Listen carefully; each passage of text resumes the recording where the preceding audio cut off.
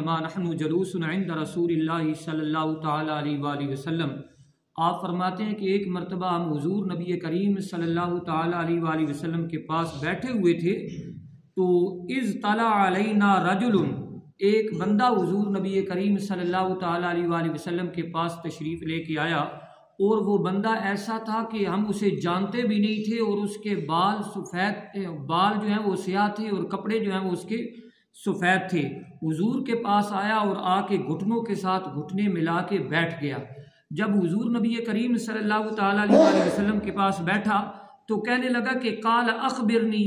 عن الاسلام، کہ یا رسول اللہ مجھے اسلام کے بارے میں بتائیں کہ اسلام کیا ہے۔ تو حضور نبی کریم صلی اللہ تعالیٰ علیہ وآلہ وسلم نے فرمایا ان تشہد ان لا الہ الا اللہ وان محمد الرسول اللہ، کہ اسلام یہ ہے کہ لا الہ الا اللہ اور محمد الرسول اللہ صلی اللہ علیہ وسلم کی گواہی دینا، اور فرمایا نماز قائم کرنا، زکوٰۃ ادا کرنا اور رمضان مبارک کے روزے رکھنا، اور اگر وہ صاحب استطاعت ہے تو حج کرنا، اس کو اسلام کہا جاتا ہے۔ تو اس بندے نے کہا قال صدقت ہے محمد صلی اللہ علیہ وآلہ وسلم، آپ نے سچ کہا۔ حضرت عمر فاروق رضی اللہ تعالیٰ عنہ فرماتے ہیں ہم بڑے متعجب ہوئے کہ کیا مسئلہ ہے، اس بندے کو ہم جانتے بھی نہیں ہیں، سوال بھی خود ہی کر رہا ہے اور جواب بھی خود ہی دیتے جا رہا ہے۔ پھر اس نے کہا کہ یا رسول اللہ صلی اللہ علیہ وسلم اخبرنی عن الایمان، کہ ہمیں بتائیں کہ ایمان کسے کہا جاتا ہے۔ تو حضور نبی کریم صلی اللہ تعالیٰ علیہ وآلہ وسلم نے فرمایا کہ اللہ تبارک و تعالیٰ پر ایمان لانا، فرشتوں پر ایمان لانا، کتابوں پر، رسولوں پر، اور آخرت کے دن پر، اور اچھی اور بری تقدیر پر۔ تو اس بندے نے کہا قال صدقت، کہ اے محمد صلی اللہ علیہ وآلہ وسلم آپ نے سچ کہا ہے۔ تو کیونکہ یہ حدیث تو آگے طویل ہے، لیکن بات آج یہ کرنی ہے کہ ایمان کسے کہا جاتا ہے۔ حضور نبی کریم صلی اللہ تعالیٰ علیہ وآلہ وسلم کے پاس وہ بندہ جو آیا تھا وہ کوئی عام بندہ نہیں تھا، بلکہ وہ جبریل امین تھا جو میرے نبی سے سوال کرتا جا رہا ہے، اور میرے نبی اس کے جوابات ارشاد فرماتے جا رہے ہیں۔ اور ایمان کسے کہا جاتا ہے؟ ایمان کی تعریف یہ ہے کہ التصدیق بالقلب، کہ دل کے ساتھ تصدیق کرنا، و اقرار باللسان، اور زبان کے ساتھ اقرار کرنا، والعمل بالجوارح، اور اعضاء کے ساتھ عمل کرنا، اس کو ایمان کہا جاتا ہے۔ اور حضرت ابو امامہ رضی اللہ تعالیٰ عنہ آپ کہتے ہیں قال رجل یا رسول اللہ صلی اللہ علیہ وسلم، ایک بندہ حضور کے پاس آیا اور آ کے کہنے لگا کہ مل ایمان، ایمان کسے کہتے ہیں؟ میرے نبی کریم صلی اللہ علیہ وسلم کے پاس ایک بندہ آیا اور سوال کرنے لگا کہ مل ایمان، کہ ایمان کسے کہتے ہیں؟ تو آپ کے اور میرے نبی نے فرمایا کہ ایمان اسے کہا جاتا ہے کہ جب تجھے نیکی سے خوشی ہو اور برائی سے تیرا دل تنگ ہو، اس کو ایمان کہا جاتا ہے۔ یعنی جدو انسان کوئی نیکی کرے تو اس نو خوشی ہوئے، اور برائی کرے تو اس نو جڑا وہ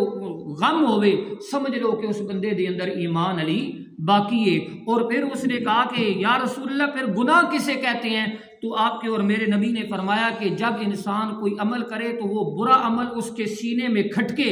یعنی اس کو تنگی محسوس ہو، اس کو گناہ کہا جاتا ہے۔ دوسرے لفظوں میں، عام لفظوں میں گناہ کی تعریف یہی ہے کہ جو انسان سوچے یار اگر یہ لوگوں کو پتہ چل گیا تو لوگ کیا کہیں گے، اس کو گناہ کہا جاتا ہے۔ اور اسی طرح حضرت انس رضی اللہ تعالیٰ عنہ آپ کہتے ہیں کہ حضور نبی کریم صلی اللہ تعالیٰ علیہ وآلہ وسلم نے فرمایا کہ جس کو 3 چیزیں مل گئی ایسے سمجھے کہ اس کو ایمان کی مٹھاس مل گئی، اس نے ایمان کی مٹھاس کو پا لیا۔ سب سے پہلی بات حضور نبی کریم صلی اللہ علیہ وسلم نے فرمایا کہ اللہ اور اس کے رسول کے ساتھ محبت،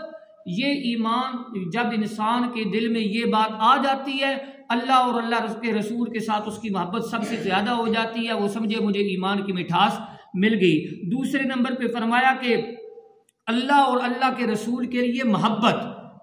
ایک تو ہے اللہ اور اللہ کے رسول کے ساتھ محبت، دوسرا ہے اللہ اور اس کے رسول کے لیے محبت کسی کے ساتھ کرے، اور تیسرے نمبر پہ فرمایا کہ جو بندہ ایمان لے آیا ہے اس کے بعد وہ جو ہے اپنے آپ کو کفر میں جانا ناپسند کرے، جیسے وہ آگ میں جانا اپنے آپ کو ناپسند کرتا ہے۔ اور اسی طرح حضور نبی کریم صلی اللہ علیہ وسلم نے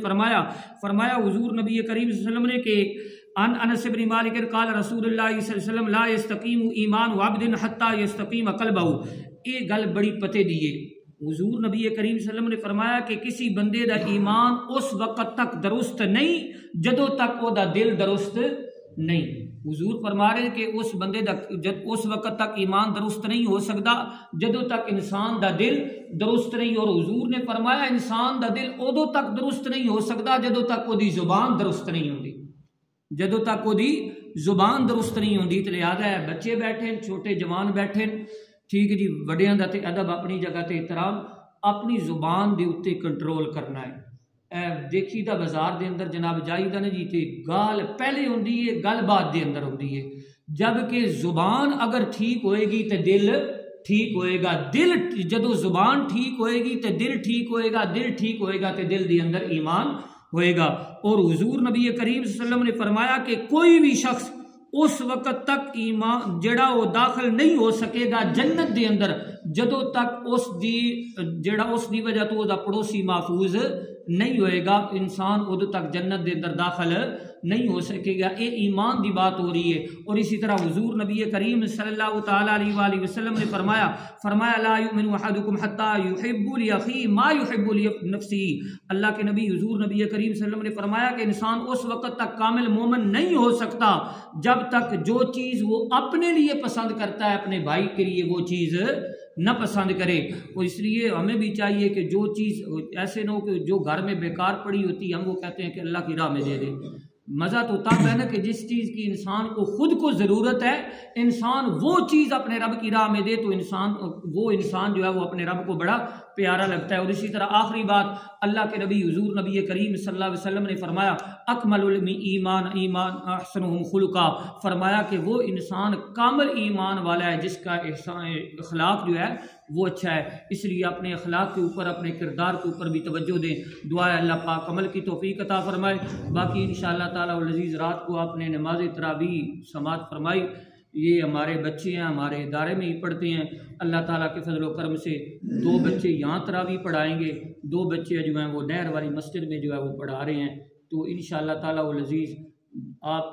انسان ہیں، انسان کے پاس سے غلطیاں بھی ہوتی ہیں، خطائیں بھی ہوتی ہیں۔ ہم کون سا جو اپنی ماں کے پیٹ سے سیکھ کے آئے ہیں، آہستہ آہستہ ہی انسان جو ہے وہ سیکھتا ہے۔ جب انسان عملی زندگی میں آتا ہے تب انسان کے سر پہ بوجھ پڑتا ہے، انسان آہستہ آہستہ سیکھ جاتا ہے۔ بچے ہیں آہستہ آہستہ غلطی ہوگی، یہ ہمارے ہی بچے ہیں، آج ہم ان کی حوصلہ افزائی کریں گے، کل آنے والے وقتوں میں انشاءاللہ تعالیٰ العزیز یہ ہمارا اثاثہ ہے۔ ہم استاذ کا کام اتنا ہی ہوتا ہے کہ وہ بچے کو اپنا جو ہے وہ